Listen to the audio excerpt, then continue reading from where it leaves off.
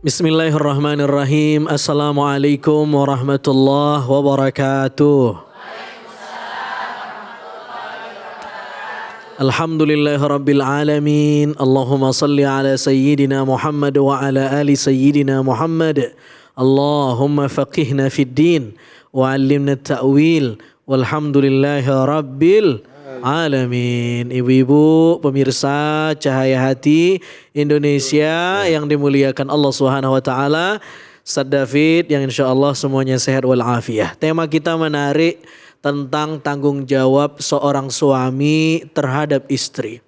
Ayatnya sudah dibaca oleh Kiai Syamsul Ma'arif dan kita sudah mengaji banyak hal tadi, ada banyak poin yang kita sudah bisa catat. Kita masih merujuk ayat yang sama, surah An-Nisa ayat 34.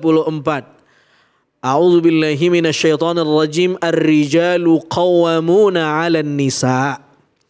Ibu-ibu yang dimuliakan Allah Subhanahu wa taala, Bu, ini ayat ini padat sekali pesannya. Di antaranya kita bisa catat, satu, laki-laki itu adalah qawwam. Qawwam maknanya di sini saya perlu jelaskan. Makna qawwam di sini adalah pemimpin, tetapi pemimpin yang melayani, bukan pemimpin yang bersifat instruksional. Aduh, bagaimana tuh bahasa tuh, Bu? Jadi bukan pemimpin yang cuman perintah-perintah aja perintah, gitu. Nih saya pemimpin rumah tangga ini. Ya. Bukan. Tapi kepemimpinan yang sifatnya ar-ri'ayah. Ri'ayah itu maknanya adalah kepemimpinan yang bersifat servis. Melayani. Jadi sebenarnya kalau saya dikasih pilihan mau jadi laki-laki apa perempuan, mau jadi suami apa istri, saya lebih pilih jadi istri sebenarnya. Nah, karena tanggung jawab jadi suami itu berat bener. Berat, iya. Ya Bu ya. Betul. Tanggung jawab jadi suami itu itu berat sekali. Karena dia diangkat oleh Allah sebagai qawwam. Qawwam maknanya adalah ar-ri'ayah, kepemimpinan yang sifatnya pelayanan bukan instruksional. Sini ambilin baju saya, mana anduk saya, masakin saya. Enggak, bukan itu prinsipnya. Nah tapi meskipun bukan itu kewajiban ibu-ibu, bukan berarti ibu jadi gak masak besok, bukan. Tapi begitu bini masak dan melayanin suami, dia sudah berbuat lebih dari tanggung jawabnya sebagaimana mestinya. Sehingga suami mestinya bersyukur. Ada banyak riwayat Nabi menjahit baju sendiri. Iya. Nabi membenarkan sandalnya yang copot. Iya. Ada banyak riwayat dan teks agama yang berbicara bahwa Nabi juga melakukan tugas-tugas domestik yang menurut kita sebenarnya itu adalah tugas para istri. Iya. Tapi Nabi melakukan itu. Sehingga gak salah kalau Nabi bilang, ana khairukum li ahli. Gak ada yang lebih baik dari saya dalam soal qawwamah untuk keluarga. Jadi kalau kita baca ayat ini, sebenarnya ada yang disebut dengan lawazimul ayah. Ayatnya mengatakan laki-laki pemimpin. Dia bertanggung jawab melayani istrinya, memberi servis, melindungi keamanannya, lalu kemudian memberi rasa aman terhadap istrinya dan bertanggung jawab sepenuhnya. Konsekuensi dari ayat itu adalah kalau Anda belum punya itu semua, jangan jadi suami dulu. Jangan nikah dulu. Belajar dulu tanggung jawab, lalu kemudian punya tanggung jawab finansial yang baik. Bukan harus kaya secara finansial. Beda. Tanggung jawab finansial dengan kekayaan finansial beda. Ada orang finansialnya kaya tapi KDRT sama bini. Tapi ada orang yang penghasilannya di bawah UMR tapi tanggung jawabnya luar biasa sama bini. Betul gak? Ibu mau yang mana, Bu? Ah, masa sih? Saya lihat cetakannya kagak kayaknya. Jadi dipunya tanggung jawab finansial, ya.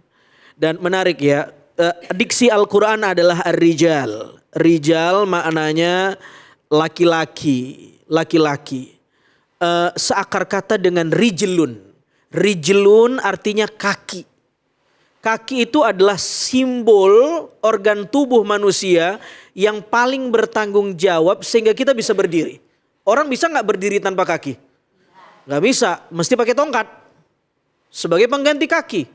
Jadi kaki itu adalah organ yang paling mahal sehingga kita bisa berdiri. Sehingga nanti ada diksi qawwam, sebelum kata qawwam Allah bilang ar-rijal. Rijal itu seakar kata dengan kata kaki. Orang tidak akan bisa mendirikan kepemimpinannya kalau dia bukan rijal. Dalam artian kalau dia tidak punya sikap tegak sebagaimana kaki menegakkan badan. Punya leadership yang baik. Punya tanggung jawab yang baik. Nah, itu catatan yang pertama. Catatan yang kedua. Relasi kita sebagai makhluk Allah, baik itu perempuan maupun laki-laki, suami dan istri, kita banyak sama dalam hak atau kita setara dalam hak, tapi kita cenderung berbeda dalam tanggung jawab. Kita sama-sama sebagai mendapatkan hak sebagai makhluk Allah. Betul?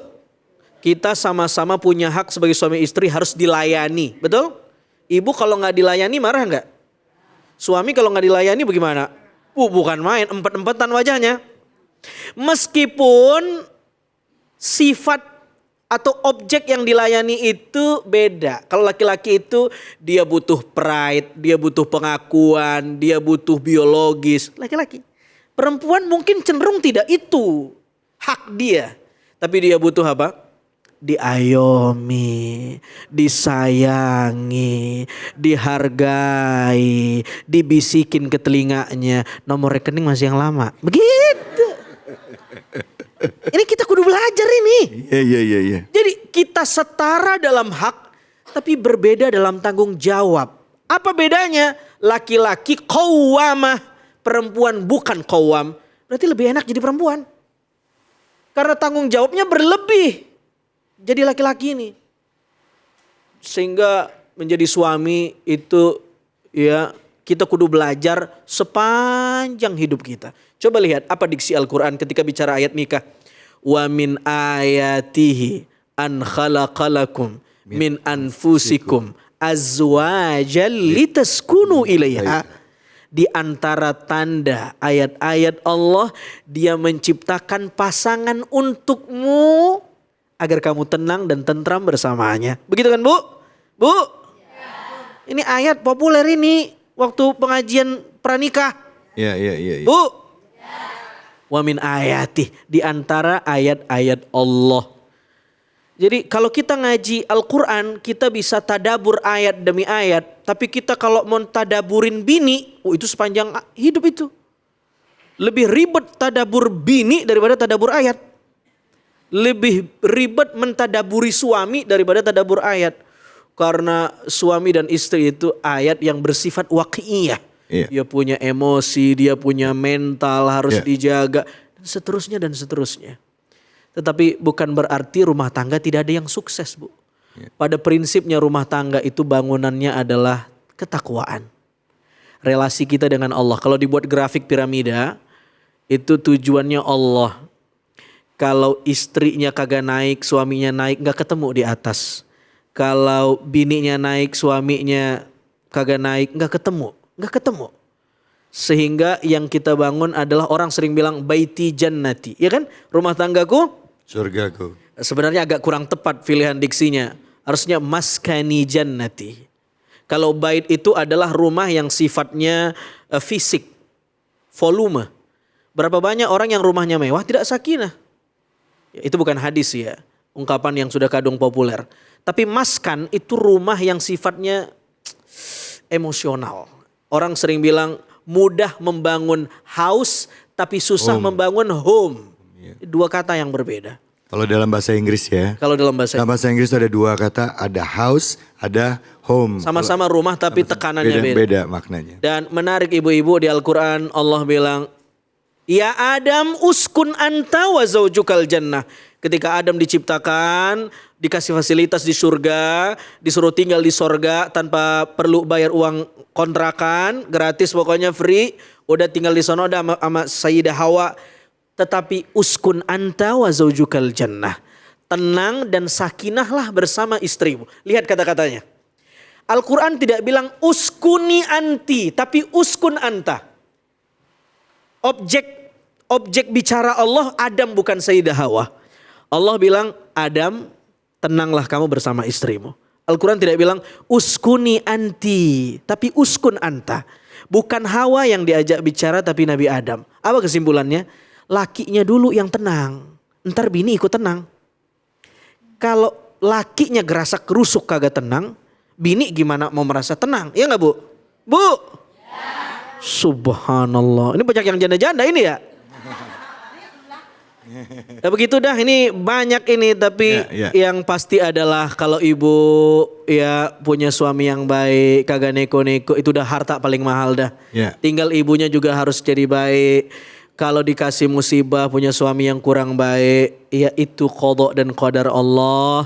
Mudah-mudahan jadi ibrah, jadi pelajaran, dan mudah-mudahan dikasih pasangan yang soleh selanjutnya. Amin, amin, amin. Terima kasih banyak Buya. Silakan Ibu, ada yang mau nanya?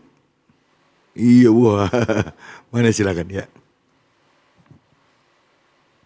Assalamualaikum warahmatullahi wabarakatuh. Buya, kenalkan nama terkenalnya saya itu Bu Suro, nama panggilannya. Oh. Tapi nama asli itu Dwi Ningsih. Oh, saya kira tadi nama terkenalnya Bu Suro, nama aslinya Bulan Suro, bukan? Bukan. Bulan Suro. Nah itu, Buya, jika suami di PHK dan istri mengambil alih tugas suami untuk menafkahi keluarganya, bagaimana Buya itu hukumnya? Wah. Nah itu Buya. Ya. Terima kasih atas jawaban Buya. Makasih. Ya nanti, ya, tapi udah terima kasih dulu aja Buya, ya nggak apa-apa ya. Bagus sekali pertanyaannya. Terima kasih Bu Suro, silakan Buya. Iya. Assalamualaikum warahmatullahi wabarakatuh. Assalamualaikum warahmatullahi wabarakatuh. Bagus sekali pertanyaan Ibu, Bu. Ar-rijalu qawwamuna 'ala nisa bima faddalallahu ba'dahum 'ala ba'di wa bima anfaqu min amwalihim. Ustadz, bagaimana kalau ada suami yang dia di PHK lalu istri mengakuisisi, mengambil alih kepemimpinan suami? Apa yang membuat suami jadi pemimpin? Apa faktornya? Apa ilatnya? Seolah-olah ayat ini mengatakan karena dia yang menafkahkan. Bukan. Lalu kalau bukan suami yang menafkahkan, gaji istrinya lebih tinggi, apakah kepemimpinan ada di tangan istrinya? Ada tafsir yang agak infiltratif, yang agak melenceng. Dia menafsirkan ar-rijal di sana maknanya rijlun. Jadi siapa yang paling banyak keluar rumah cari duit, dialah pemimpinnya. Ini agak ngacok nih tafsirnya. Bukan. Bukan itu ilatnya sehingga suami jadi qawamah. Ilatnya apa? Nggak ada. Ini ta'abudi, Allah yang mau. Allah yang mau. Kenapa Nabi tidak ada yang laki-laki perempuan? Semuanya laki-laki. Sebagian mufasir bilang karena perempuan itu haid, kalau turun wahyu ribet mau dakwah di haid kagak bisa keluar masuk masjid. Tapi jawaban yang benar adalah itu udah ketentuan Allah. Sama seperti orang bilang kenapa makan binatang tertentu haram? Oh karena ada cacing pitanya. Lalu kalau ditemukan teknologi sehingga cacing pitanya disterilisasi, tidak ada, jadi halal? Enggak, udah Allah yang nentuin. Jadi tidak bisa hanya karena suami di PHK ibu ngambil kepemimpinan. Enggak bisa. Kepemimpinan tetap di tangan suami. Lah masalahnya kan beberapa istri yang nusyuz, yang membangkang, dia menghormati suaminya kalau ada duitnya. Kalau tidak ada duitnya suaminya lemes jadi kucing. Iya. Bininya yang bintang 6 jadi macan. Tidak, disinilah ujian ibu-ibu untuk taat kepada suami. Tapi ujian suami adalah bagaimana dia bisa bertanggung jawab karena dia dimandatkan oleh Allah sebagai qawam. Masya Allah, baik. Ya, begitu Bu ya. Baik, alhamdulillah. Terima kasih banyak Ustadz, Bu. Terima kasih Buya. Ya, makasih. Jawabannya semua. Baik, makasih Bu Suro. Bu. Jadi menurut Buya tadi bahwa yang namanya peran laki-laki ya itu sudah mandatori, sudah wajib dalam Al-Quran gitu. Nah mau ibu cari nafkah tetap ya suami punya tanggung jawab. Ibu tetap harus hormat sama suami. Karena kepemimpinan yang diajarkan dalam Al-Quran adalah kepemimpinan yang melayani. Doain semoga suaminya bisa dapat rezeki lagi. Amin. Gitu ya Bu ya. Udah gak salah milih host dah, udah cakep. Kesimpulannya udah cakep bener. Mantap. Makasih Bu ya. Baik, habis ini kita akan lanjut lagi dengan guru-guru kita.